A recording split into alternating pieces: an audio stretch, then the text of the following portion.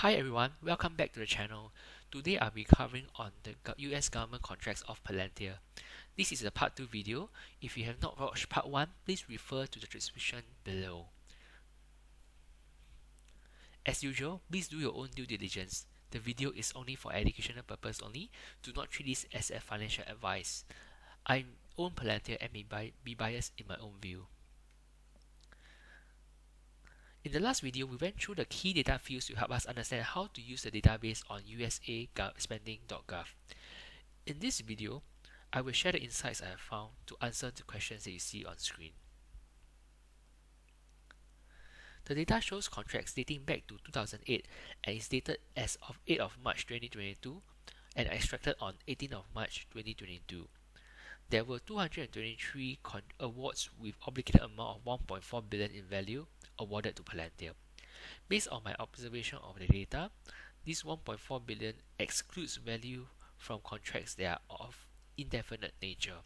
An example would be the 823 million Army contract that Palantir received back in October 2021 and 2020. Also, obligated amount excludes options that has yet to be exercised. The potential value of 5.3 billion will be the maximum Palantir may receive if all contract options are exercised and upon completion of the work. Referencing to the chart, the fiscal year runs from 1st October to 30th September.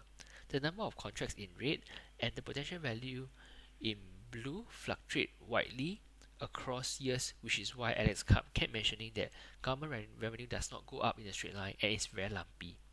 Also, you can see two peaks in 2018 and 2020, and these are mainly due to three large indefinite contracts. There was one Army contract of 876 million in 2018, and an Army contract of 823 million in 2020 that I just mentioned, and also another Air Force contract of 950 million for Advanced Battle Management System in the year 2020. As mentioned in Palantir annual reports, these large amounts may not be earned if many of these options are not exercised for Palantir to work on, and this is the case as of now, as the green obligated amount is much lower than the blue potential value. Lastly, 2022 only has 3 contracts of 13 million, even though we are halfway through the fiscal year that started in October 2021 and is ending come September. Drilling in the dataset of 5.3 billion in previous slide, the Department of Defense contributed the highest amount of contracts by count and value, making up 74% by total potential value. Even though there are only 81 defense contracts, the potential value is at a high of 3.9 billion, which works out to 48 million per award. The average contract size for defense is much higher than the average of 6 to 7 million for HHS and DOJ, as well as 20 to 23 million for Homeland Security and Treasury respectively. This highlights the importance of spending on defense and the reliance on Palantir to do the job, which is why Alex Karp said that Palantir programs are built for a dangerous world. If we go down another level to the sub-agency level, we observe that Army, Air Force and Navy gave the most value of deals to Palantir at 67% or 3.6 billion, which is almost the whole chunk of DoD deals for Palantir. The remaining deals are spread out widely across other sub-agencies like the Special Ops, Immigration, and Customs and others, with each of them only contributing 6% or less in value individually. What we hope to see will be more large defense contracts, increasing spending from non-defense agencies for diversification, as well as on onboarding of new agencies to drive growth for Palantir. From a total potential value of 5.3 billion, majority of the awards have been fulfilled and 60% of 858 million worth of contracts are still ongoing. I have filtered the data for deals with potential end date from 2022 onwards to derive this 858 million number.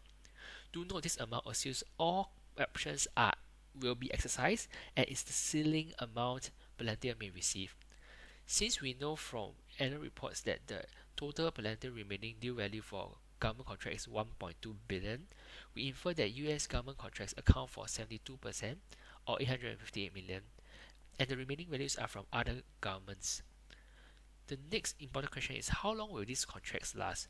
Looking at the charts, 71% of the value will end come fiscal year 2023, and new deals are needed to top up the backlog. If we will see a decline in remaining due value from 1.3 billion in end 2020 to 1.2 billion in end 2021, and a much lower growth rates like what we saw in Q4 2021. The remaining due value is a forward indicator of future revenue, and I would want to see this number increasing and not declining like what we have seen. For that to happen, Palantir has to close more new contracts.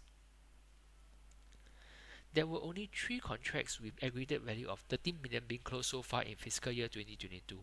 Some may have concerns that government business already matured with low potential for growth. This view does not align to what the management shared. If you look at the government TAM of 63 billion that the management disclosed, the market share of 1% by 2021 revenue or 2% by remaining due value are barely scratching the surface. The numbers suggest a long runway ahead for Palantir to continue growing the government business. Failure to do so means that Palantir failed to execute, and not because of the lack of white space in the market for Palantir to penetrate. Looking to the right, management has clarified on growth concerns across various channels, and has shared that the government business is not facing a long-term decline, and they have closed deals that they are gunning for. The Q4 accompanying remarks highlighted on budget negotiations and continuing resolution deadline. The Palantir COO, Sean Senka, further clarified that these resolutions are stopping newly awarded deals in a recent interview with Morgan Stanley. Given that we are already in March, there is only April to July left for the budget to be spent before the end of fiscal year come 30th September. That means a whole year of budget will be allocated in a short period of time and may create upside volatility, according to the Palantir COO. He also added that the current situation means that Palantir will continue to play an important role. In a nutshell, the information we know so far seems to suggest that new deals are not signed due to ongoing resolutions, and not because Palantir failed to win contracts. We should watch closely if Palantir do book new government deals from April onwards, or in others from Q2 2022 financials. We talked about 5.3 billion worth of deals being awarded to Palantir since 2008. 74% of them are defense contracts, highlighting the key role that Palantir plays in a volatile world. The outstanding contracts have since run down to 858 million, and 71% of this value will be completed in the next 2 years come end of 2023. The 858 million also represents 72% of Palantir's total remaining deal value. More new deals have to be won to avoid draining down this backlog, and which will lead to lower future revenue growth. While it's alarming that only 3 deals will close in fiscal year 2022, we have to look through all information available to understand the real situation. As of now, we understood from management that new deals are impacted due to resolutions, and the long-term growth is intact. Similarly, the low market growth suggests that there is room for further growth in the government business. The next few quarters will be critical to giving us clues to validate the hypothesis that we just discussed. I hope this exercise has helped all of us to have a better understanding of the government business and also to form your own independent thinking. I saw Arnaldo posting on the UK government contracts on Twitter, and I'm thinking if I should do a analysis video on it. Please comment below if there is interest. I spend lots of time to do up these videos and hope to have your support by liking the video, and do subscribe to the channel. I'll be really very grateful for that. Thank you for listening.